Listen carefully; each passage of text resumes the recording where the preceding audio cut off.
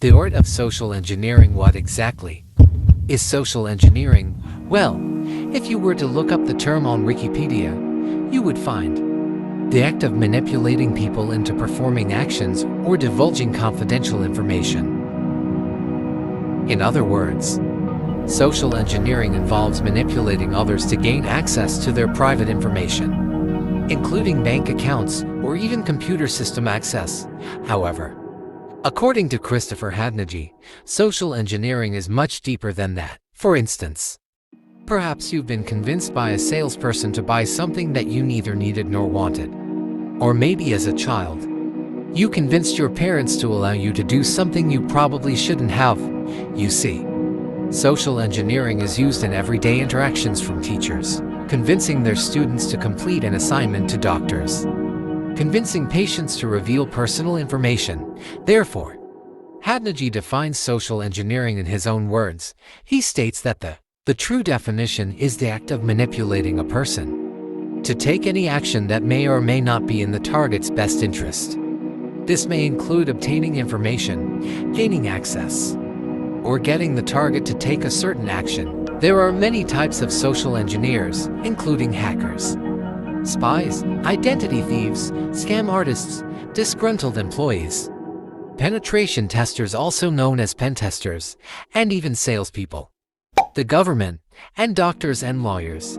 These social engineers all use similar tactics to elicit, interview, interrogate, and manipulate their targets or clients into the direction they want them to take. Nowadays, social engineers employ new tactics and infiltrate their targets by first gaining their trust.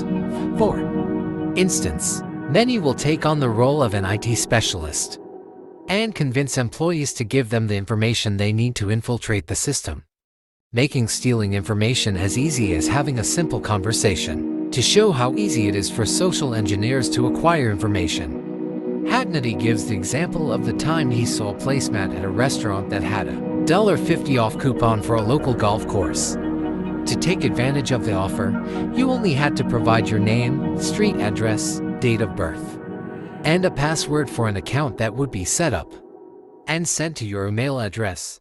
The author only noticed the offer when he witnessed someone writing down his personal information and simply leaving it on the table. People give up sensitive information like this all the time, making it only easier for social engineers to steal it. The art of social engineering can be used both maliciously and for good. For instance, in 2009, an FBI agent by the name of J. Keith Mularski went undercover to infiltrate the dark market site. Dark market was essentially eBay for criminals. It consisted of a group of criminals who traded stolen credit. Over the course of 3 years, Agent Mularski used his social engineering skills to gain the trust of the criminals and even became an administrator of the site.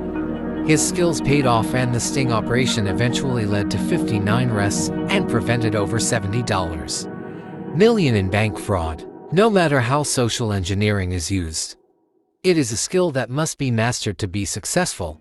Similar to cooking, social engineering involves mixing the right ingredients in the right quantity, so you can have a meal that is full of flavor and excitement. And while you may not cook the meal that is full of flavor and excitement, and while you may not cook the meal perfectly the first time, practice will even eventually make perfect. Your recipe begins with your first ingredient information gathering.